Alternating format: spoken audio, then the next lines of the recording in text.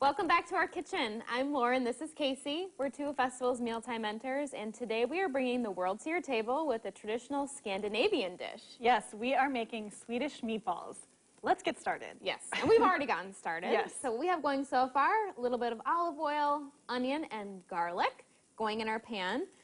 These look good, so our next step, we're going to add in some chopped celery and some parsley, and we are just going to, here you go, saute this here in our pan just until the celery gets nice and soft. After it's soft, I'm going to turn off the heat and we need to let it cool because this mixture is being added to our meatballs. So we're gonna let this cook and then let it cool. All right, so this has been cooling. It's good to go now, so we can get started on our meatballs. Yes, so first we're going to add some ground beef, and we are actually using our blended Best Yet ground beef. So it's got 25% chopped mushrooms and 75% beef. It adds a lot of great flavor, and the mushrooms add moisture as well, which is great, because sometimes meatballs can dry out a little bit. Right, so and we never want that. No. We're gonna add some egg,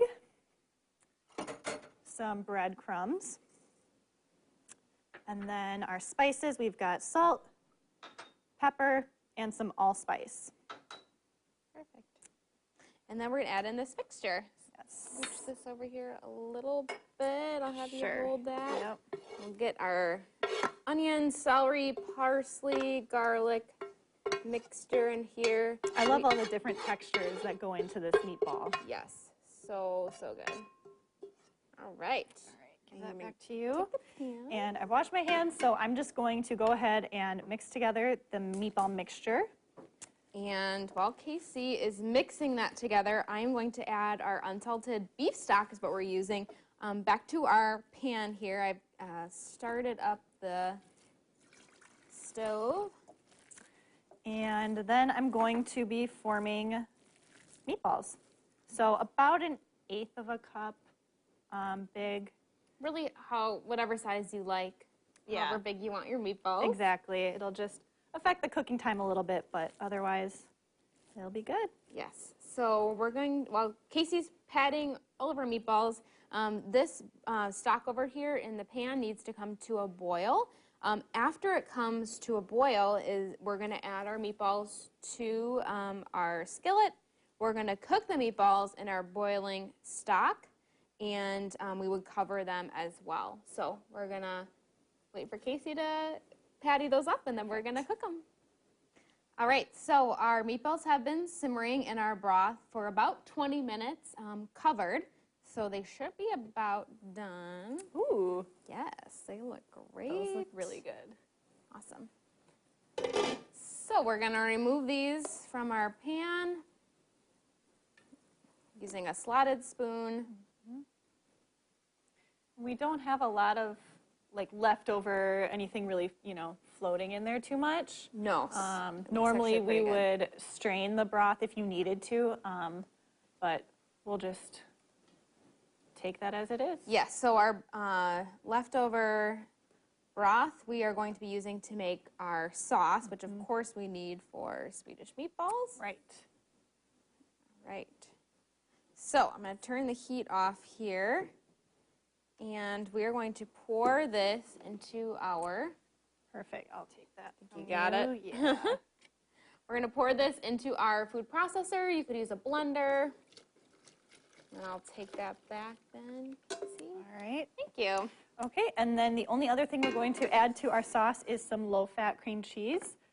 Since it's low-fat, it does lighten up the sauce a little bit, which is great. Yes.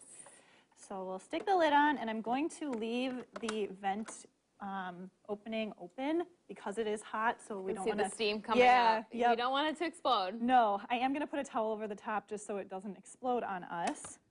But we'll pulse this until it is smooth. That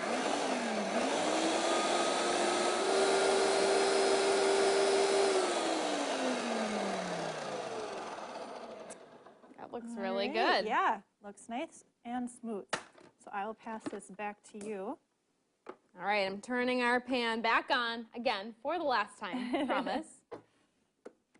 And we are going to be adding in our sauce mixture back to our pan.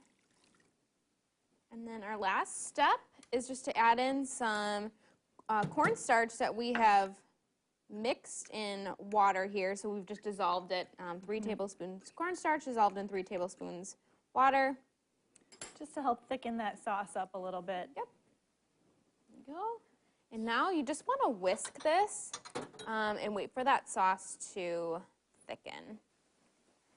All right, so our sauce is nice and thick. As you can see, it looks really good. So I'm going to turn the heat off. And it'll get even a little bit thicker once it is taken away from the heat as well. Yeah, so today we are serving our meatballs over egg noodles, but you could serve them as appetizers. Sure, you could put them over like mashed potatoes. Ooh, that would be really good. Very hearty meal. Yeah. Oh, this looks so good. It does. Okay, I'm going to ladle some sauce on. Oh, yum. Love it. And then we're just going to garnish with a little bit of parsley. A little bit more sauce. Yeah.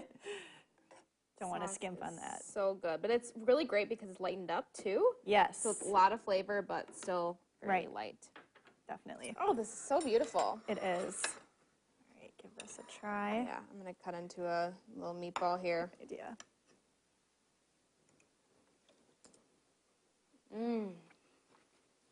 I love that sauce.